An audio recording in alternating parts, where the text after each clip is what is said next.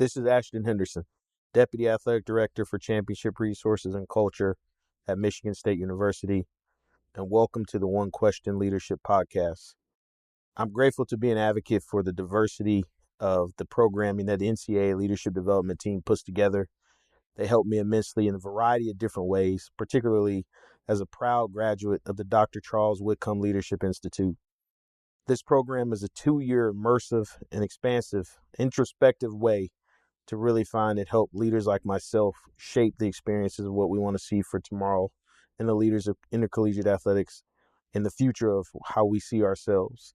I'm grateful for that experience because it truly helped me understand and define who I am as a leader and helped me shape and build what I go by and what I live by each and every day, which is the 3C model of culture, communication, and connectivity.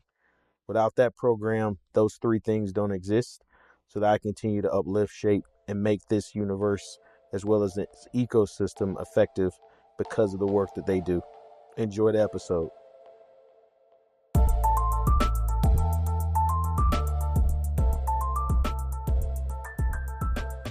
Welcome to the One Question Leadership Podcast. My name is Lamarr Pottinger. I serve as the Director of Leadership Development at the NCAA, and I'm here today with Troy Austin, the Deputy AD for Development at Duke University. Troy, how you doing? I'm doing well, Lamarr. Thank you for having me. Absolutely. So, want to talk to you about a few different topics today. Your role right now is in development. Yeah. A large part of your career was in fundraising and development.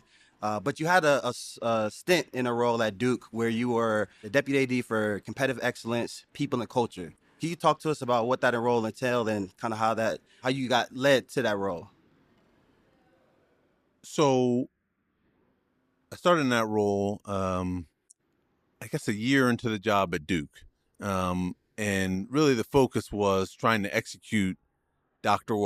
Kevin White was the AD at the time, trying to execute his vision within a department, which was really focused on trying to make Duke one of the best places to work. And that is a difficult job when you think about the 400 plus people that a department can entail, and the differences in preference, the differences in lifestyle, the differences in job responsibilities. So, one of the things I did when I first started was really kind of sit back and listen via a workplace survey. Okay. It helped me get a pulse on what we did well as a department and where we could grow. And along the lines, you get a clear understanding of what the expectation is from the AD and what the expectation is of I guess your peers, really, because you're helping them with their department. So it was a great experience. I love the area of kind of human resources and culture and development. Over the years, I've found that's where I probably have the most interest and energy. Absolutely. No, I appreciate you sharing that. So I appreciate that was the vision of Dr. White and you carried it through.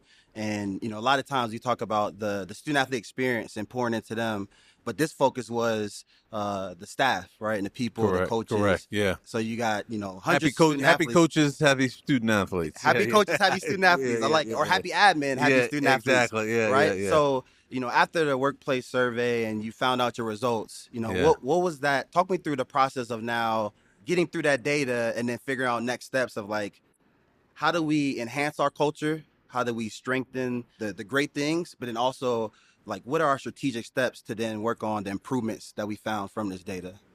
Yeah, I think a lot of it is just being honest with yourself, and sometimes you get data, you feel like, well, you overlook it or disregard it, and I believe even if it's from one or two people that were very candid, there's something we can learn from it, and just being open to that information, and Dr. White was fantastic at that.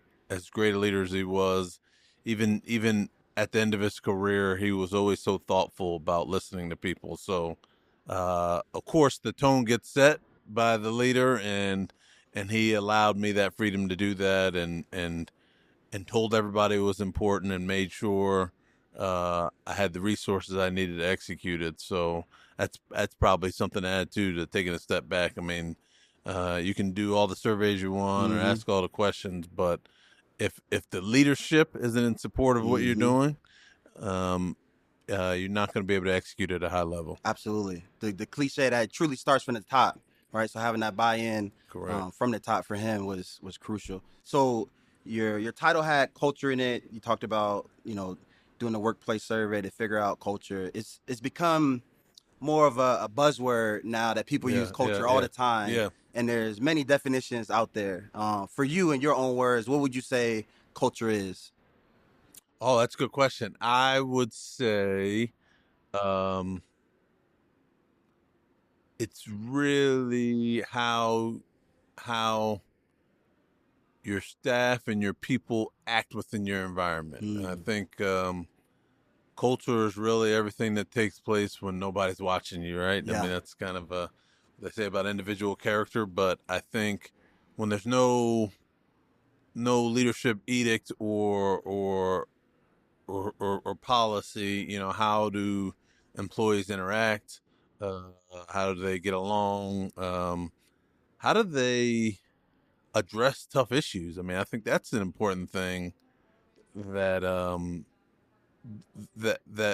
that's an important sign of a healthy culture is like, can you argue constructively and candidly and not lose the trust or dilute the relationship with employees. Yeah. So, I mean, I think it's all of the behaviors within an environment of your staff. Yeah, absolutely. Reading a book right now. I don't know if you've heard of it, read it, Dare to Lead by Brene Brown. I have not. Yeah, no. Good book, really good book. I recommend it. But one of the things that she talks about in there is values, right? And your values personally, professionally, but also organizational values. And you brought up behaviors. And one of the large pieces in there that I enjoyed about her is having those values on the walls and, on the websites, and that's great. But challenging leadership or your staff about, this is our value of communication, but what do those behaviors look like to meet those values there? Yep. So are there any values at Duke that you would say is one of the ones that, if I'm a new employee walking into Duke, this is the number one value that I know is a part of this athletics department, maybe outside of the student athlete experience? Yeah, I mean, I think integrity is a big part and a big part of what we want to be represented or how we want to be viewed and how we go about business. It's not just doing something right because we see it on the books. It's doing something right because it's the right thing to do. Yeah. And I would highlight that. I wouldn't necessarily say number one or two, but that's one that sticks out that is pretty visible in our regular actions. Yeah. For the mission and vision, you talked earlier about, the tone has to come from Dr. White, and leadership has to buy into, his vision, his mission, and then you were able to carry it out as well. Can you talk about just what does it look like now after doing that work for 2 years with your culture and your athletics department? So I do want to clarify. Yeah. So that I started that with Dr. White. Yeah. Continued that with Nina. Yes. I definitely don't want to. I mean, she was the person that hired me back to Duke, and that's who I worked hand in hand with, and helping to execute human resources for Dr. White. But so 2 years ago, I transitioned into a development job. And again, I'm overseeing a unit, so kind of use the same principles around really kind of setting my expectations and trying to be clear about who I am, and then listening for a long time. And this time I didn't use an actual survey, but just spent time with everybody on the staff, learning about them, why they did the job, what they liked about the job, where they thought we could be better as a unit. And again, I didn't look to make big changes out of that. Yeah. It was really kind of tweaks to what we do and how the operation is. And You just try to let your personality show within the department.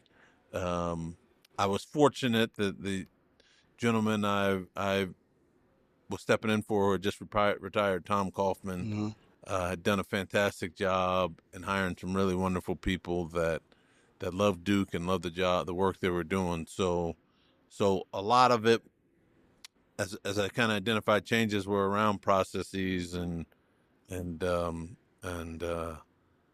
they were, again, more small tweaks rather than broad strokes. Yeah, absolutely. When thinking about, that leadership, you said you came in, you wanted them to know yourself and be able to listen. Now being in the department, and you said a few changes or tweaks. For us within leadership development, we have kind of three priorities or values that we lean into from our program side: in transformational learner experience, operational excellence, and then community. So everything that we do on a daily basis is based around those three, or decisions that we make around either the finances or maybe a quick fix, or putting out fires. Like let's go back to these three things right here. Being in the development office at Duke, are there any priorities or things that you all have top of mind from like your approach or the department's approach and philosophy that you all kind of have as maybe some of those type of cornerstones?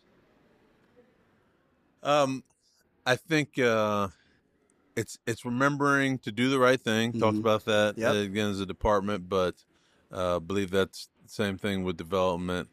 It's really focusing on getting better.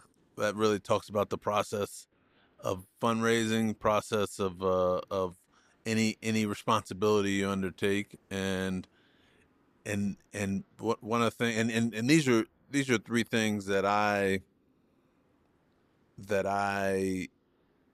try to get people to understand are my expectations. And the last one being, and this shows up probably the most in fundraising, even more than HR, is Mm-hmm. like, wins and losses matter, and not, it's not that it's not okay. It's you will lose, Mm-hmm. but understand part of the job is being successful. Part of Yeah. the job is closing gifts, and um, as much as we're a family, as much as we love working together, I mean, we have to be serious. We have to take Yeah. serious what it is we do. Yeah. That bottom line for Yeah, sure, yeah, and getting the business yeah, for yeah, sure. I yeah. appreciate that. So you're deputy AD now. You came back to your alma mater at Duke, but before that, you spent about 10 years as the AD at Longwood. And you were there for about 13 or 14 years total, correct? Correct. Right now, college athletics is going through a lot of change, Yeah, as you can yeah, imagine. yeah. And, there's a lot of leaders, whether it's athletic directors, conference commissioners, that have to invoke change within their departments. Not only is change coming at us, but now, they have to have change leadership within their areas. So could you maybe talk about your time as the AD and how you did change leadership? I know you were able to spearhead Longwood becoming a Division I institution. So talk a little bit about that.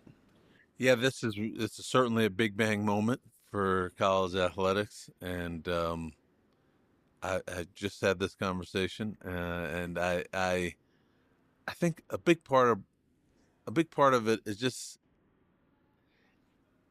it's just staying focused on the problem solving aspect of it.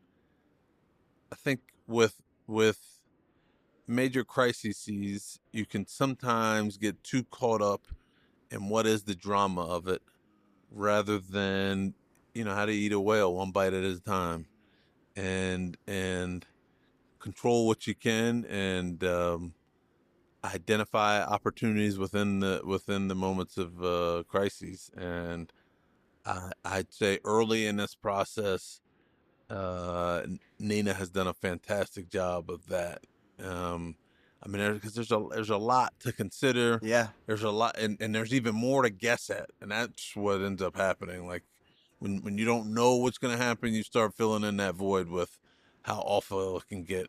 Really, it's just like when you identify what the variables are to solve, you start working on those equations, and I think that will be the key. And so part of that is, we know some of what the settlement might look like. Um, Potentially. So you scenario plan around that, and how the outcomes could look for you, and how you would use that strategically. Yeah. Within your value set. Yeah. Within your Absolutely. culture. Yeah. I like that. Eat it well, one bite at a One time. bite at small. Yeah. One bite at a time. Yeah, I got you. With that, the change leadership piece, you gave Nina props just on her leadership during this time. When we think about there's change leadership and change management, I want to go back to your time again with the HR pieces and thinking about, in your experience or your approach to it, how is communication best communicated for change, right? What would you say are the best steps, or maybe most effective steps, when communicating change to a large group, your staff, etc.? Again, you don't want to jump ahead of the facts. So you answer, or you address points that are actually at play. I mean, you address the things that are actually at play, rather than you want to dispel all the rumor mongering, all the jumping ahead, and I think that is the role, as you talk about, in times of adversity, times of change, the leadership aspect, and then the management aspect. I think, and that's a lot of what I am. I'm a manager for Nina, and so I'm trying to execute her message on the ground. Yeah. With the group I work with, stay focused on who you're with, and control what's in front of you, and that's the big part of what I see that relationship is between, our leader and then the management team. Yeah, absolutely. And for that management team, you all have around 6, 7, or 8 maybe deputies underneath Nina. I think we have 7 deputies. Yeah. So you all taking on that role and responsibility. Correct. To then manage that Manage her down message. in the progress as well. Yep. When we think about that kind of high level executive leadership that you all have as managers, how do you develop your mid-level managers, so your directors or your assistant ADs, and then now they have to carry those messages down as well. So can you talk about how you probably develop them and then help them carry that message on too? Yeah, that's an important part, because if not done effectively, it becomes a bad game of telephone. Yeah. Just as from when Nina sets it, and then I'm try to pass it down. I really just try to communicate with them candidly and clearly, and stay positive. I mean, I think with time and ingenuity, you can address any problem. Yeah. So and then, you know what, I use them. I think when you engage them in the process and you allow them to be part of the solution as well, that facilitates their growth, and energizes them and wanting to be more involved in the execution of any problem. Yeah, absolutely. Any problem solving. Yeah, that inclusivity for the solution is big to carry it out. Correct. For sure. If you could give any leader, whether it's an AD, conference commissioner, someone that is over their specific unit, advice on just how to go about changing culture, what would your best advice be to them? Good luck. No, just kidding. No, I think it's a big piece. No. I mean, I think it's really be yourself. Listen. I mean, I think the people you work with will give you an opportunity to help them change and help you change the culture, because the reality is they already see, if somebody's been there long enough, they see what needs to be adjusted. So listen, build relationships, which will help you when you need to have tough conversations, and really implementing the change. Listen, build relationships, be candid, be authentic. Correct. Awesome. Well, Troy, thank you for your time today. Thanks, Lamarr. Again, this is the One Question Leadership Podcast. My name is Lamarr Pottinger, and we'll see you next time.